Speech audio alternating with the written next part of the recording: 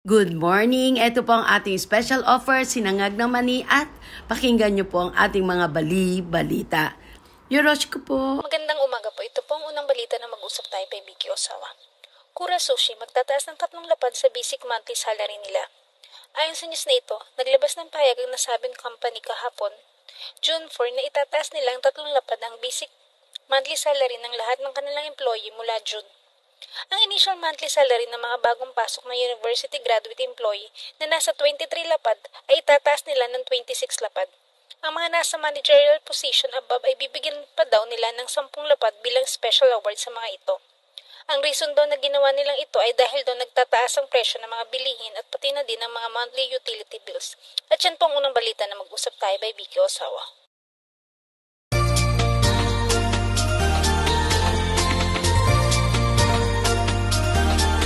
Mga problema at suliranin sa buhay ay hindi nawawala. Tanging kailangan ibay ng puso upang ikaw ay di maging kawawa. Mag-usap tayo at gagaan mga problema nyo. Mga pagsubok sa ating buhay malulutas kapag nag-uusap tayo. Huwag kang susuko sa bawat laban. Dito kami hindi... Ito po ang pangalang balita na mag-usap tayo by Vicky Osawa. Hinahangad ng US na kumuha ng mahigit 300 Filipino nurses. Mas marami oportunidad sa trabaho sa ibang bansa ang nagbukas para sa mga Pilipinong nurse habang umaasa ang US na matugunan ang kakulangan ng nursing. Mga rehistradong nurse na may hindi bababa sa 1 taon ng karanasan na tumungo sa Industrial Personnel and Management Services. Isang ahensyang may lisensyang sertipikado ng Department of Migrant Workers sa Aurora Boulevard sa Quezon City upang makipagkita sa mga headhunter ng US na naghahanap ng hindi bababa sa 300 kwalipikadong aplikante. Ang mga employer sa US ay nag-aalok ng sweldo na hanggang 3 to 5 million, depende sa karanasang aplikante.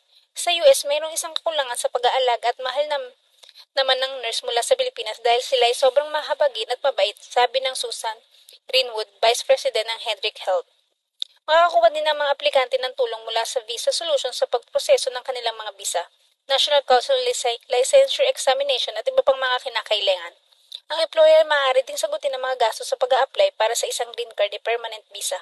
At yan pong huling balita na mag-usap tayo by Vicky Osawa. Chika Talk for today. Bobby Andrews ay binahagi ang tunay na dahilan kung bakit hindi sila nagkatulungan ni Angelo Baleo. Nakapanayam sa Fast Talk with Boy Abunda si Bobby Andrews noong May 21 dito ay nabanggit ng actor na hinggil sa tunay na dahilan kung bakit hindi sila nagkamabutihan ni Angelo De Leon sa totoong buhay. Si Bobby Andrews ay sumikat noong 90 sa isang programa sa GMA ng TGIS. Naging love team niya dito si Angelo De Leon. Kung matatandaan, isa ang kanilang tambalan sa mga kinikilig yan noon. Sabit nilang tinginan maging sa mga guesting sa TV programs ay. Kaya naman ang buong akala ng marami sa kanilang mga fans, tunay rin silang nagmamahalan maging sa likod ng kamera. Pag-amin ni Bobby sa program Fast Talk Boy Abunda habang kasagsadan ang love team nila noong Angelo De Leon ay may karelasyon siya ng ngalang Gene. Nang mabuwag ang love team ni Bobby at Angelo, kaagad naman pinakasalan ni Bobby Andrews si Bien. Ginanap ang kanilang kasal noong taong 2000. Ang kanilang pagmamahalan ay nabiyaan ng 2 anak. At yan ang ating